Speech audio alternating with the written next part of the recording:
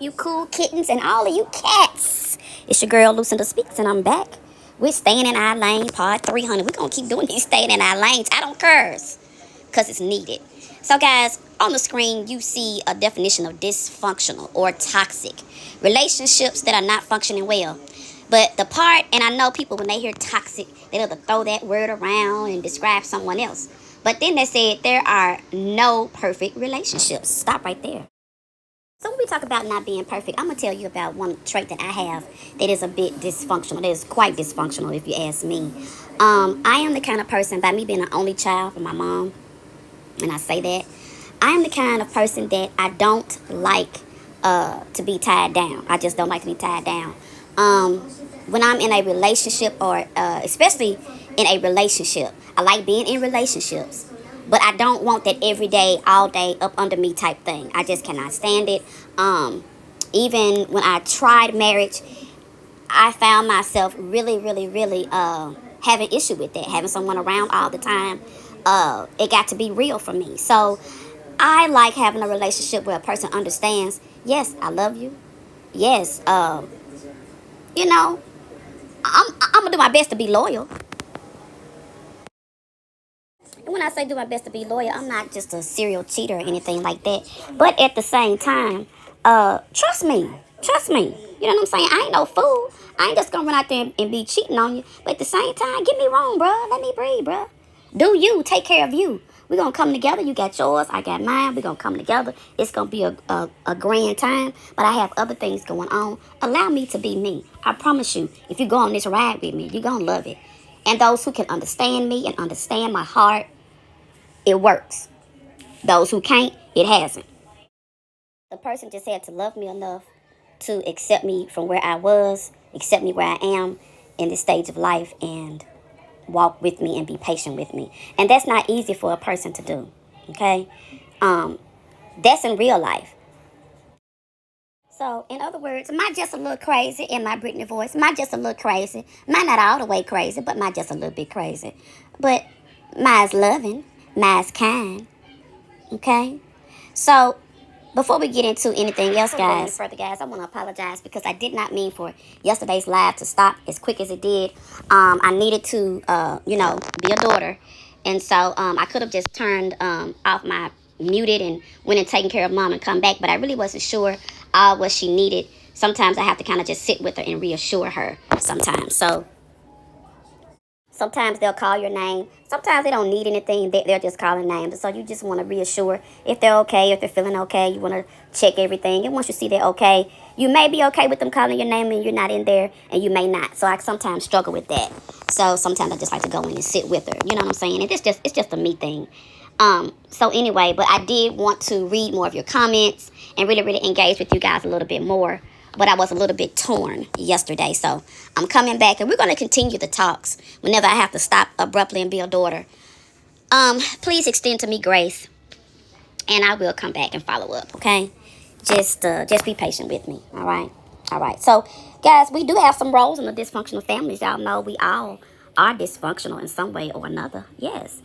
And so look and see where you are on these roles, honey. And I thought they were quite interesting because they're also in relationships with your friends, with your family members, even with your co-workers. Yeah. So you have the aggressor. You have people who are in denial. You have the self-confessor. You have the resolution or the recognition seeker. You have the one that's going to avoid and run, right? Look at these roles. Which one are you? Are you the one that's the aggressor? Are you the one that's a resolution seeker? Are you sometimes maybe the one that's in denial? You can always Google these and pull these up. Discuss these with your family. It's a good way to really, because listen, we don't know how others see us. We know how we see ourselves.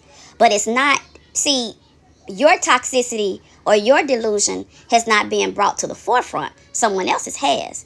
Sit down and talk to those people who are around you every day. Ask them how they see you, honestly, without you getting upset. A lot of times people don't tell you, and a lot of times I hear y'all flapping your gums. You know, y'all flying monkeys. Ho ho! Ho ho! Ho ho! Y'all love to say, she ain't real. She fake. She ain't real. She could have told her that. She could have called her and told her that. No, she couldn't have called her and told her that. Because if she called her and told her that, she was going to get out here and act a fool, be crazy, start stalking, and all other kind of stuff. You know, there's some weird folks out here. Going to be so surprised when they tell you how they see you. Let me tell you something. The most humbling thing for me was working with kids for 27 years. They would let me know. And when I started to listen, then I started to self-assess myself. And I realized what I needed to do and what I needed to change. You know, try it. None of you can be replaced. But you want to be able to have relationships with your families and your friends. You want to have true, meaningful relationships. Ask them how they see you and really take a self-assessment. You'll be surprised at what you hear when they show you your dysfunction.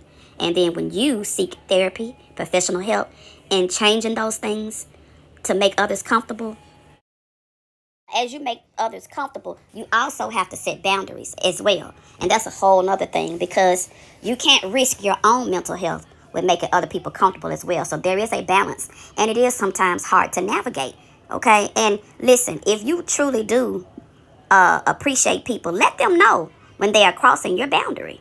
Now, how you let them know may be a whole nother video, you know? Distance is necessary.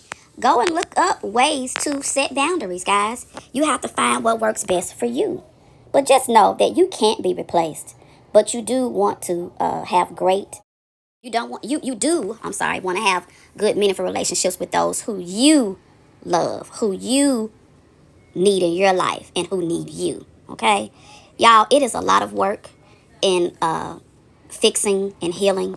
I wish you well. And I will be sharing with you some of the things that I learned in my therapy sessions about me and how they have helped me deal with grief. I am still grieving my dad. I am grieving the loss of who my mom used to be, and the roles that how they have reversed in our relationship. And so I'm so proud of myself because I have gotten so much stronger, and I'm able to even, even with dealing with mom, letting her know that I love her and that she's comforted, but also setting some boundaries so that she understands, so we can get along. Yep, even at her tender age, sometimes you just have to maybe sit and look at her, not respond to her, and then she'll realize, oh, okay. Then a few seconds later, just give a big old hug and a kiss, mwah, and it's all over with. You see? Yeah, because we both have to live in this house. We both have to work together, even though we're dealing with dementia. You see what I'm saying?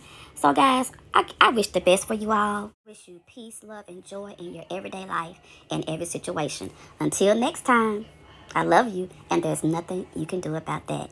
Talk to you later. Bye-bye.